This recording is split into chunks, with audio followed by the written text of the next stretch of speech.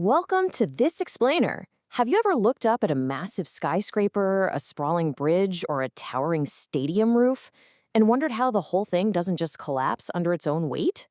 Well, today we're setting out to demystify the invisible science that makes every building, bridge, and tower around us possible. It is all about how these massive structures safely carry immense weight all the way down to the ground. So let's dive right into the fascinating world of structural analysis. Here's the blueprint for today's explainer. First, we'll look at the invisible forces at play. Then, we'll map the load path. After that, we'll break down beams, trusses, and columns. And finally, we'll wrap up with modern analysis and safety. Starting with Section 1, the invisible forces at play, let's get a handle on understanding structural loads. To put it simply, there are two broad categories of loads that every single structure has to carry. On one side, we have dead loads. These are permanent and constant. They include the sheer, immovable weight of the structure itself. We're talking walls, floors, and fixed equipment, basically things that never leave.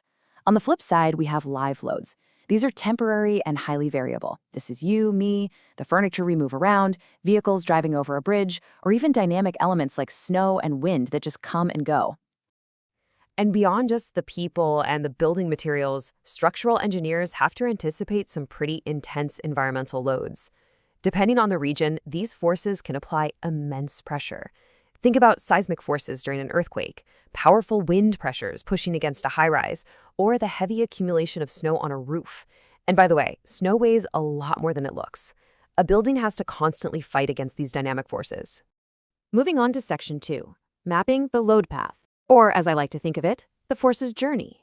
Let's actually trace the dynamic physical journey of these forces. In engineering, we call this the load path. It's the specific route a force takes to get to the ground. Step 1, a force is applied to the structure. Let's say it's a heavy snowfall on the roof. Step 2, that force travels through the structural members, physically moving its way through the building's framework. Step 3, it reaches the foundation at the very bottom. And finally, Step 4, the force safely disperses directly into the ground. Every single ounce of weight has to make this complete journey. In fact, you'll often hear that understanding the load path is the single most important concept in structural design. Why? Because every structural member must be perfectly sized to safely carry its specific share of that path. Structural analysis is literally the mathematical process of calculating how these forces move through a building and exactly how each individual piece responds. It dictates everything from choosing the right materials to planning the construction sequence. That brings us to Section 3, beams, trusses, and columns. Let's look at the actual anatomy of a structure. First up is the beam. You can think of the beam as our horizontal workhorse. It's a structural member that carries a load primarily through bending. When weight pushes down on a beam, its main defense mechanism is its ability to flex and handle that downward pressure without snapping. Now, there is a totally fascinating internal contradiction happening inside a bending beam. When it bows under a heavy load, the fibers on the very top of the beam squeeze or compress together. Meanwhile, the fibers on the very bottom stretch out, which creates tension. So you literally have compression and tension happening within the exact same piece of material at the same time. To make sure it won't break, engineers calculate the bending moment and the shear force along the entire length of that beam to know exactly how much stress it can take. Next, we have the truss. A truss is a structural framework made entirely of straight members connected at joints, and they typically form a repeating pattern of triangles. You have definitely seen these spanning huge distances across bridges or holding up the roofs of massive warehouses. So why do they always use triangles? Well, a triangle is actually the only basic shape that cannot deform without physically changing the length of one of its sides. This geometric magic gives the truss incredible stability. It makes the framework exceptionally efficient and allows it to span incredibly long distances using relatively lightweight materials. Because of this geometry, we get massive material efficiency. Just compare an ideal truss to a solid beam. We already know that solid beams carry loads by bending, but in an ideal truss, each individual piece carries its load purely in tension or purely in compression, never in bending. Because it completely avoids bending, a truss is vastly more material efficient for long span applications compared to a giant, heavy, solid beam. All right, so we have horizontal beams and spanning trusses, but how does all that load actually get down to the ground? That's exactly where columns come in. Columns are our vertical structural members. They serve as the downward pathways, catching all the weight from the floors above and transferring it straight down to the foundation. They carry this load primarily through compression, meaning they are being constantly squeezed by the weight pressing down on top of them. But columns have a very specific and sudden danger to watch out for. It's called buckling. Slender columns face this unique failure mode where the column will suddenly bow sideways under a compressive load.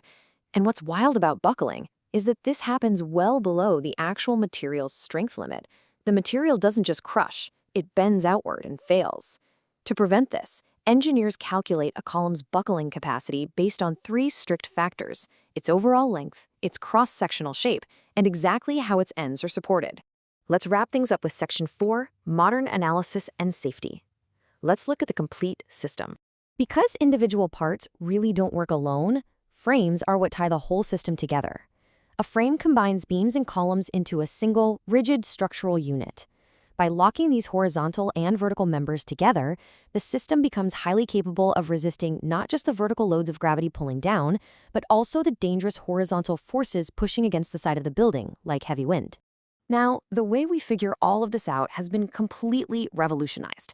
Before computers, engineers had to rely heavily on simplified hand calculations and physical models to estimate how loads would distribute through a structure. But today, it's all about advanced software using what's called finite element analysis.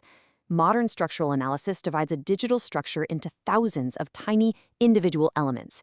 This lets engineers calculate stress distribution with incredible precision, safely modeling extremely complex structures, totally irregular shapes, and highly unusual loading conditions that simply couldn't be calculated accurately by hand in the past.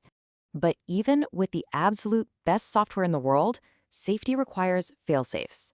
And that brings us to a crucial structural design principle: redundancy. Redundancy ensures that if one member unexpectedly fails, like if a beam breaks or a column buckles, alternative load paths already exist. The force can essentially take a detour. This built-in backup is exactly what prevents a total catastrophic collapse, ultimately saving the building and everyone inside it. So, as we've seen, the design of any bridge, skyscraper, or stadium roof ultimately begins with one fundamental question: how will the load safely travel to the ground? But that leaves us with an incredible cliffhanger. Think about it. Once those massive accumulated forces finally make their way down the beams, travel through the columns, and hit the foundation, what happens when millions of pounds reach the dirt? How does the Earth itself not just give way? Well, that is the perfect question for our next explainer, where we'll dive underground into the fascinating world of soil mechanics and foundation engineering. Until then, keep looking up and appreciating the invisible forces holding our world together.